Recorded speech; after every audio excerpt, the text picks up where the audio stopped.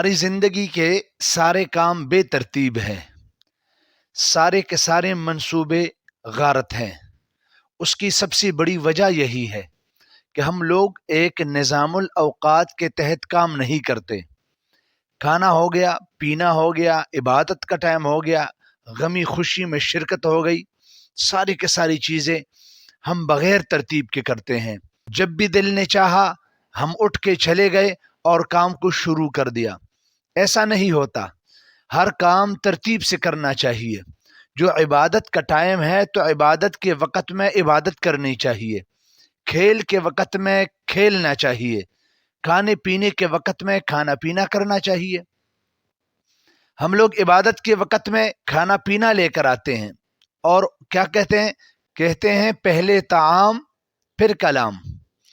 और यहाँ तक कह जाते हैं कभी पहले तो खाना खाना चाहिए और इसके बाद इबादत करनी चाहिए।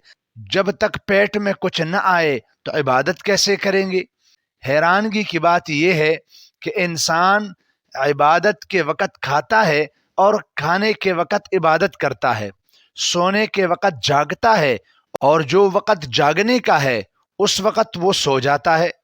इसलिए हमारी ज़िंदगी के अंदर बड़े सारे मंसूबे ऐसे हैं जो हमने ठोकरी में डाले हुए हैं। वो करने के काम है लेकिन हम उसको कर नहीं पाते। उसकी वजह क्या है? हम बग़ैर तरतीब के ज़िंदगी गुजारते हैं। बग़ैर तरतीब के ज़िंदगी गुजारने वाले का हाल ये होगा कि उसके जहन में सवालात तो बड़े होंगे, उसके जहन में मंसूबे तो बड़े होंगे, उसके जहन में ख़यालात तो बड़े आएंगे, लेकिन वो एक भी मंसूबे को, एक भी ख्याल को, एक भी सोच को पाए तकमील तक नहीं पहुंचा सकेगा। उसकी वजह यह है वो खाली सोचता है, वो खाली ख्यालात बनाता है और फिक्र और सोच के अंदर अंदर वो कभी अमेरिका पहुंचता है, कभी लंदन पहुंचता है, कभी सऊदीया पहुंचता है, कभी जो है ना वो बंगला बनाता है, कभी खोटी बनाता है, कभी वो खेतों में जो है ना वो जाके हल चला रहा होता है। कुछ भी करता है वो, लेकिन वो सिर्फ ख्यालात होते हैं, हकीकत से उसका कुछ भी लेना देना नहीं होता। ऐसे जिंदगी गुजारने वालों की जिंदगी यूं ही बेकार जाती है, यूं ही बेकार होती है। उसकी वजह क्या है? उसकी वजह यह है कि वो अपनी जिंदगी को निज़ामुल औकात या तरतीब के साथ गुजारने के आदी नहीं होते। गुजारने के आदी का माना क्या है? ओ भाई, एक टाइम टेबल बना दीजिए। जैसे स्कूलों में, कॉलेजों में या दीनी इदारों में हमारे यहाँ एक टाइम टेबल होता है, उसके मुताबिक पहली क्लास लेते हैं, दूसरी क्लास लेते हैं, तीसरी ले लेते हैं, चौथी ले लेते हैं।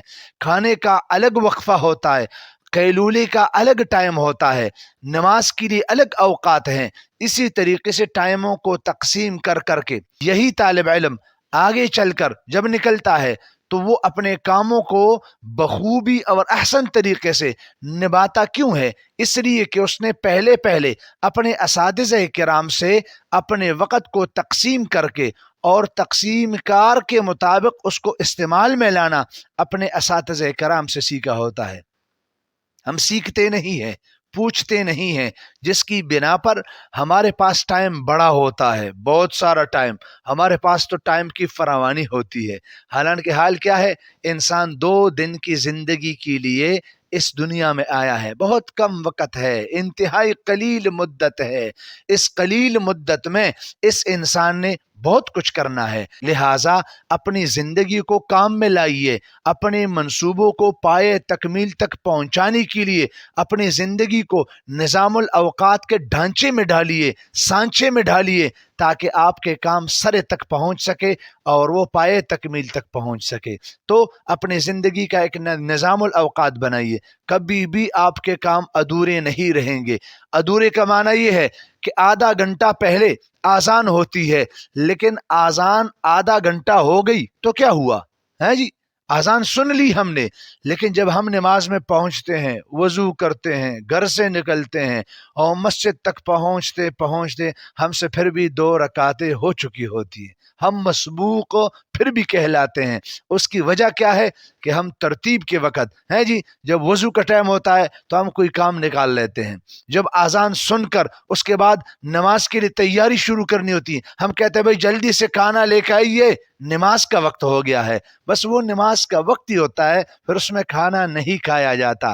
اس لیے ترتیب سے زندگی گزاریے، خوش رہیے، خرم رہیے، کامیاب رہیے، کامران رہیے، اور بڑی ساری خوشیوں کو سمیٹیے۔ یہی زندگی ہے، اور زندگی اسی کا نام ہے۔